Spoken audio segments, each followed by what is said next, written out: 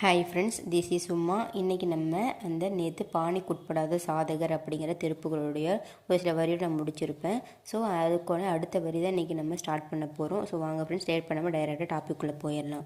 இன்றைக்கி நம்ம ஸ்டார்ட் பண்ண போகிற வரி என்ன அப்படின்னா, நாடினர் தங்களாலும் ஏது செப் பொனாது அப்படிங்கிற வரியோடு நம்ம விளக்கம் பார்க்க போகிறோம்.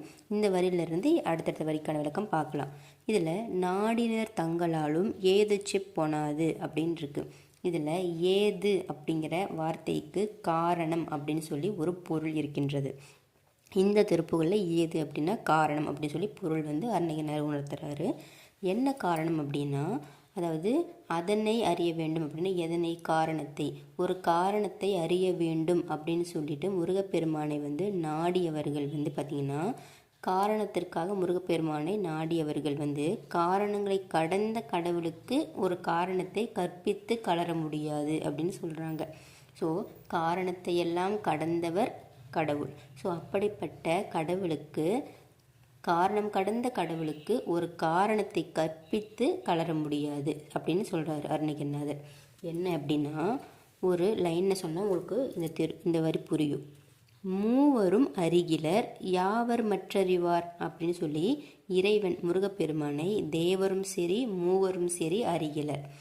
அப்படிப்பட்ட தேவரும் மூவரும் அறியாத அந்த முருகப்பெருமானை யார் அறிய முடியும் அப்படின்னா, முருகப்பெருமான் அப்படிங்கிறவர் உயிர்கள் தோறும் எல்லா உயிர்களிடத்திலும் அவர் உள்ளும் புறமும் இருக்கின்றார், கீழும் மேலுமாக இருக்கின்றார், முன்னும் பின்னுமாக இருக்கின்றார். அவர் ஒரு போக்குவரவு அற்று விளங்கக்கூடியவர் முருகப்பெருமான்.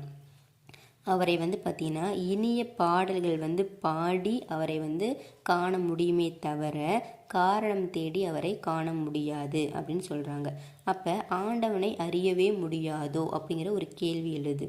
ஆண்டவனை அறியவே முடியாதோ அப்படின்னு கேட்குறவங்களுக்கு அருணகிரிநாதர் என்ன சொல்கிறாருன்னா, ஆண்டவனை அறிய முடியும். எப்படி அப்படின்னா, அன்பினால் மட்டுமே அறிய முடியும்.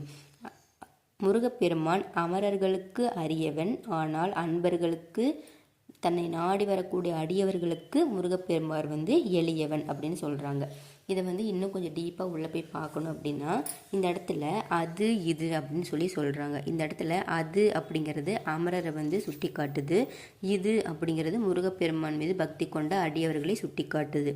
ஸோ அமரர்னா அதுன்னு சொன்னல, அதுன்னா என்ன அர்த்தம் அப்படின்னா, அது அப்படிங்கிறத சேய்மை சுட்டாக நின்று இறைவன் அடியவர்களுக்கு அண்மை சுட்டாகிய இது அப்படின்னு சொல்லி எதிர் நின்று அருள் புரிவான் அப்படின்னு சொல்கிறாங்க. ஸோ அமரர்க்கும் அறிய அவன் இதோ வந்து விட்டான் அப்படின்னு சொல்லி அடியார்